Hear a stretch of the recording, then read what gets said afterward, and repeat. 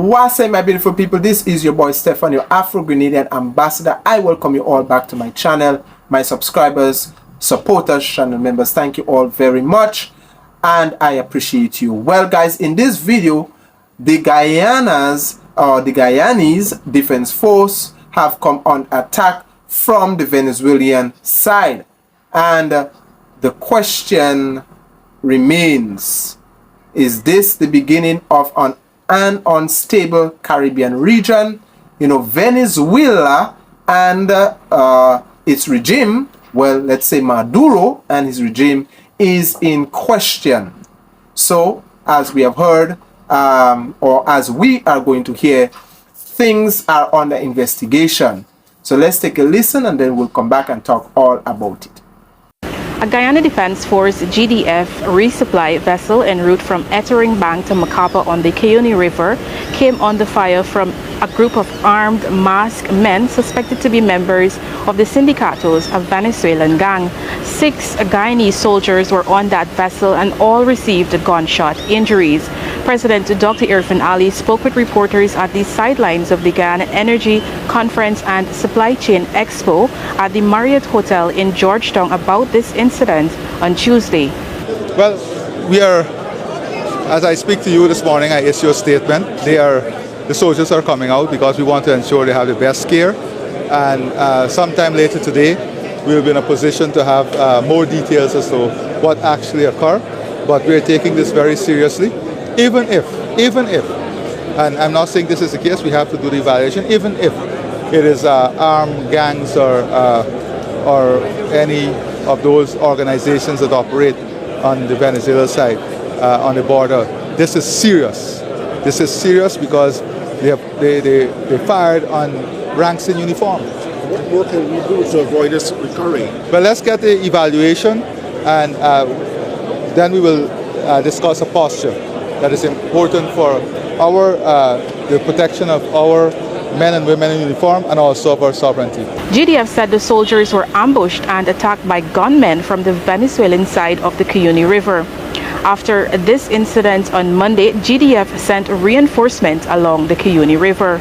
On Tuesday morning, Guyana's Minister of Foreign Affairs and International Cooperation, Hugh Todd, summoned the Venezuelan ambassador to Guyana, Carlos Perez, to condemn and demand redress for this attack. Minister Todd told the Venezuelan ambassador that Guyana is outraged by this incident and that it holds Venezuela accountable. He reminded the Venezuelan ambassador that according to international law, Venezuela is responsible for any harm caused to Guyana or its national by persons acting from Venezuelan territory. The minister insisted that Venezuela comply with its international obligation not to allow its territory to be used to harm a neighboring state and to prevent any future attacks on Guyana.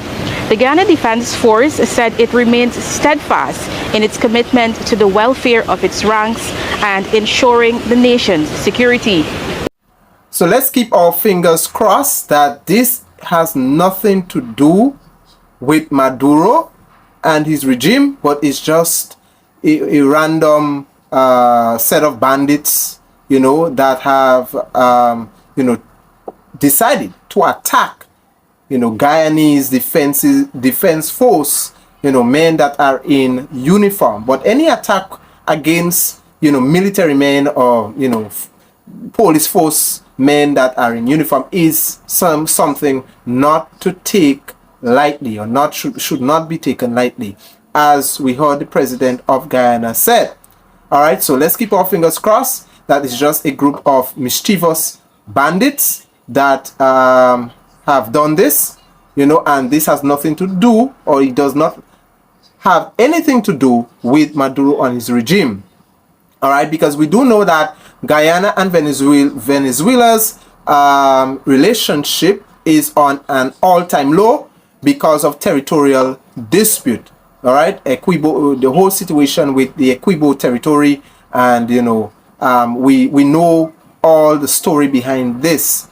We have heard in time past that Maduro, have threatened, that anyone, and that include any leader in the Caribbean that makes any decision that is a threat to Venezuela's sovereignty, it will not be a smooth ride. All right, and we have seen, for example, Trinidad have signed an agreement with the United States, and this did not sit well with Maduro. And then we have the territorial dispute concerning Equibo with Guyana and Venezuela, and Maduro have made a lot of threats in time past. So Venezuela is indeed in question. So there is a thorough investigation that is that is happening, and I do pray and hope this has nothing to do with Maduro and his regime, because this will put the Caribbean. This will affect not just the southern part of the Caribbean chain or Latin America, but this will affect the Caribbean at large. And the last thing we want is an unstable Caribbean region. All right, so guys, thank you for watching. God bless you. Until next time, bye bye.